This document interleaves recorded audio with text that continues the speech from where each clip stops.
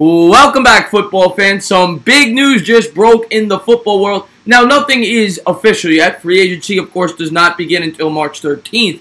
But it is said that it is basically a done deal by several sources that Nick Foles will be a Jacksonville Jaguar. Nick Foles, of course, over the last 2 years has had a lot of success for the Philadelphia Eagles.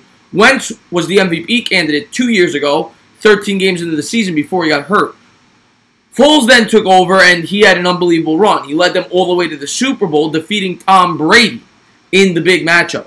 This year, same story. Wentz goes down. Foles takes over for the last 5 or 6 games. I think it was the last 5. He went 4-1, won them a playoff game before narrowly losing in the second round.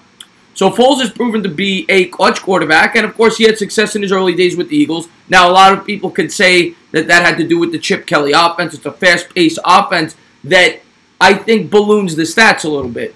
But Foles is certainly a capable quarterback at the NFL level, and for the Jaguars it makes sense. They're more of a win-now team. Yes, of course, they had a very down season, but they are just a year removed from going to the AFC title game and have a very talented defense. They suffered a lot of injuries, and I do think that they have the capability of contending in the AFC. Now, I will say they play in a very tough division, whether it be the Colts, who are vastly improved. They have a ton of cap space, the Texans. So it's going to be tough sledding for the Jaguars to compete this year.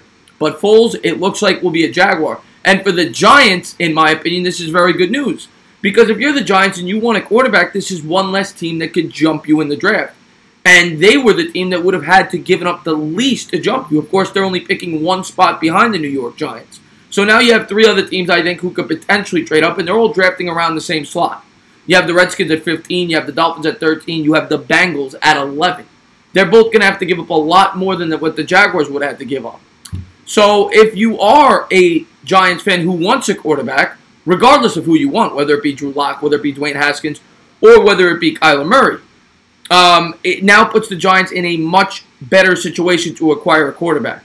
So it's good news for the New York Giants. Of course, they could sit there and take the defensive player, whoever it may be, the top defensive player on their board, whether it be Montez Sweat, who had a great combine today, Devin White, who had a great combine, or they could take the quarterback. The other thing I will say, if a team does jump the Giants, you're going to be getting a better defensive player now. If a team jumps the Giants, that's a quarterback that's going to go in a spot that most people projected to be a defensive player. So nothing but good things here for the Giants draft position with Nick Foles going to the Jaguars. This is as good of a scenario as there could have been. And as a Giants fan, I couldn't be happier.